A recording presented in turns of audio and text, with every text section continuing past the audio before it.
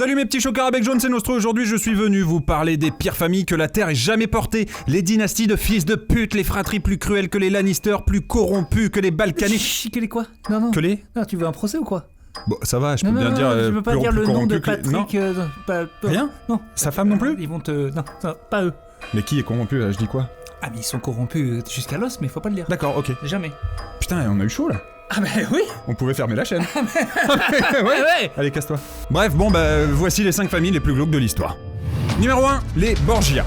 On va pas vous mentir, si les Borgia ont la pire réputation, c'est en partie parce qu'ils étaient très riches et puissants et que forcément, ça fait des envieux. Les rageux ragèrent et firent tout leur possible pour salir le nom de Borgia. Donc on peut quand même penser que la moitié de ce qui se dit sur eux est faux.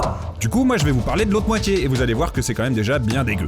Alors d'abord, il y avait le daron qui répondait au petit nom d'Alexandre VI, et nom de métier c'était d'être pape, rien que ça. Sauf que la chasteté n'était pas vraiment son fort puisqu'il se tapait tout ce qui bougeait dans des orgies bien poisseuses à base de vin, de raisin, de trucs qui collent et de gens tout nus avec des masques d'animaux. Il a eu plusieurs enfants, dont César, un chic gamin qui aurait poignardé son frère, ainsi que le mari de sa sœur, Lucrèce. Cette dernière n'était pas en reste puisque de nombreuses rumeurs affirmaient qu'elle réchauffait le lit de César, son frangin, mais aussi de celui de son pape de père, Coquinette. Numéro 2, les Bender. Quand on y pense, on doit vite se faire chier tout seul quand on est tueur en série. Personne à qui parler, avec qui débriefer le petit meurtre du soir, autour d'un bon bol de sang frais, bref, c'est triste.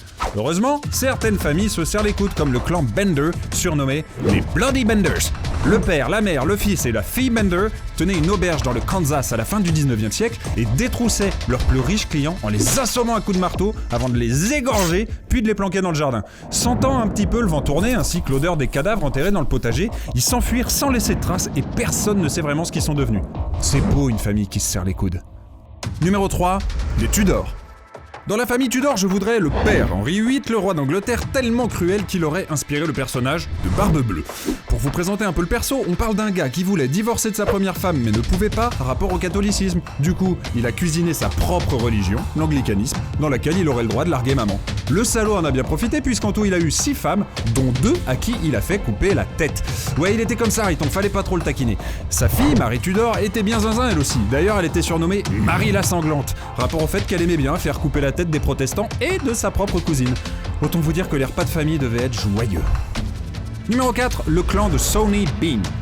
Ah, l'Écosse, ses vallées, ses lacs, ses vaches à mèche et ses clans de cannibales vivant dans des grottes.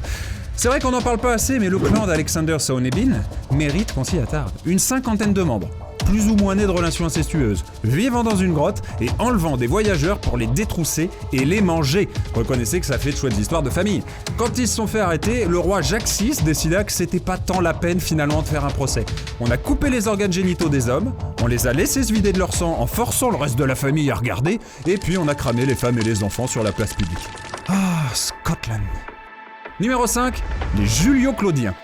La famille des premiers empereurs de Rome mérite totalement sa place dans le classement des arbres généalogiques auxquels on aurait dû foutre le feu avant qu'ils ne poussent trop. On commence avec Jules César, pas vraiment empereur mais assassiné par son fils Brutus qui se suicidera après avoir perdu une guerre contre Marc-Antoine. On retrouve ensuite Tibère, empereur qui serait mort étouffé par un certain Macron ou peut-être par Caligula, son successeur, un psychopathe notoire dont la principale passion était de dire aux gens qu'il aimerait bien les décapiter et qui lui aussi finira assassiné.